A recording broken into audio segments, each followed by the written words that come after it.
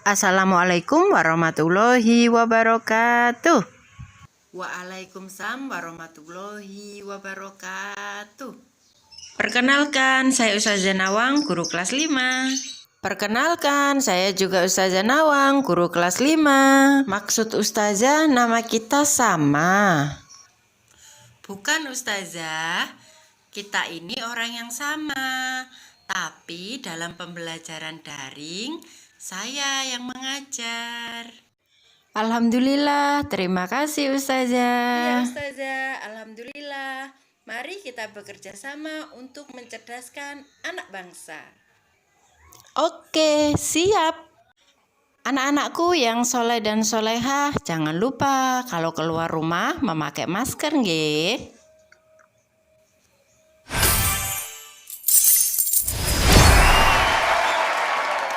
Jaga jarak dengan orang lain, istirahat yang cukup, dan makan makanan yang bergizi, oke?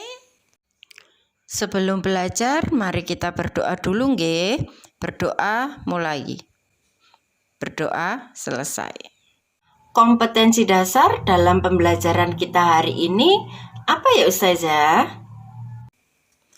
Kompetensi dasar kita hari ini adalah menjelaskan organ pencernaan dan fungsinya pada hewan dan manusia, serta cara memelihara kesehatan organ pencernaan manusia.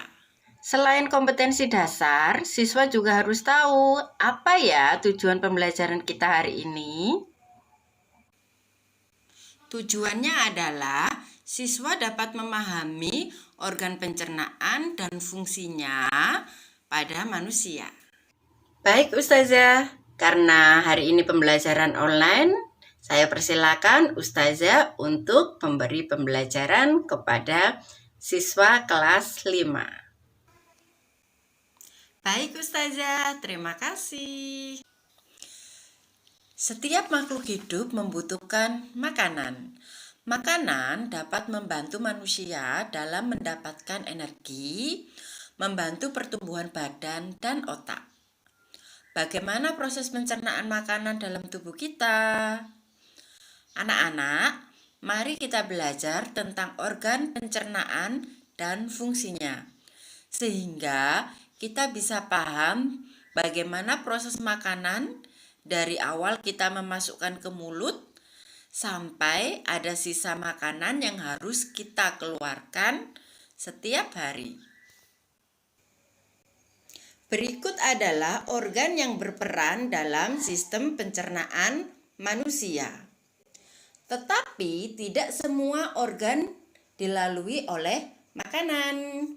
Yang dilalui oleh makanan adalah organ mulut, kerongkongan, lambung, usus halus, usus besar, rektum, dan anus. Kita awali yang pertama yaitu rongga mulut. Di dalam rongga mulut ada gigi, lidah, dan enzim. Gigi dan lidah berperan dalam pencernaan mekanik. Sedangkan enzim berperan dalam pencernaan kimiawi. Makanan di dalam mulut akan dilumat oleh gigi yang dibantu lidah. Kemudian akan bercampur dengan air liur yang mengandung enzim petialin. Enzim petialin berfungsi untuk menguraikan zat tepung menjadi zat gula. Dari rongga mulut, makanan akan didorong oleh lidah menuju kerongkongan. Pada kerongkongan ini terjadi gerak peristaltik atau gerakan meremas dan mendorong makanan, sehingga makanan akan terdorong menuju lambung.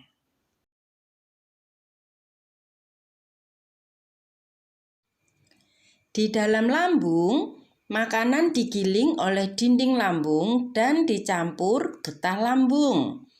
Getah lambung mengandung asam dan enzim. Asam klorida pada lambung berfungsi membunuh kuman yang masuk bersama makanan. Enzim renin diproduksi oleh lambung bayi, sangat bermanfaat untuk mencerna protein ASI menjadi kasein.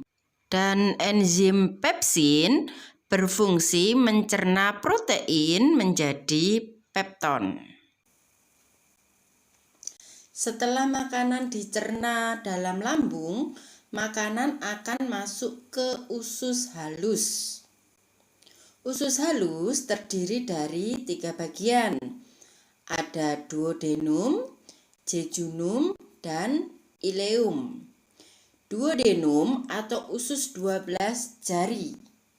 Dalam usus ini terjadi pencernaan makanan dengan bantuan enzim.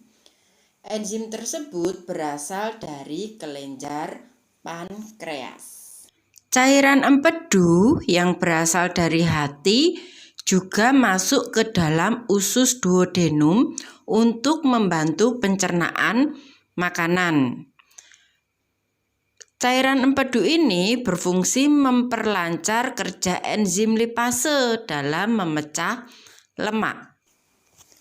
Enzim yang berada pada usus 12 jari yaitu enzim tripsin, amilase, dan lipase.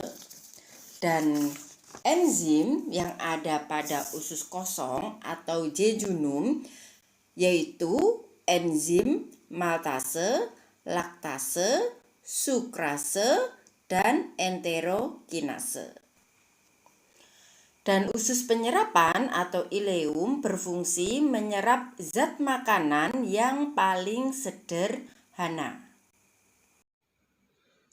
Setelah sari makanan diserap oleh dinding usus penyerapan, maka sisa makanan yang tidak terserap akan masuk ke usus besar. Di dalam usus besar, air dan garam akan diserap. Di dalam usus besar terjadi pembusukan sisa makanan yang dibantu oleh bakteri Escherichia coli. Setelah sisa makanan membusuk, sisa makanan diteruskan ke bagian rektum. Kemudian dikeluarkan dari tubuh melalui anus. Demikian penjelasan Ustazah tentang organ pencernaan beserta fungsinya. Bagaimana cara kalian untuk bersyukur karena kalian mempunyai sistem pencernaan yang sehat, yaitu dengan cara makan makanan yang halal dengan gizi yang seimbang dan porsi secukupnya. Alhamdulillah anak-anakku semuanya yang soleh dan soleha, pembelajaran tentang organ pencernaan dan fungsinya telah selesai. Sampai jumpa di pembelajaran berikutnya. Wassalamualaikum warahmatullahi wabarakatuh.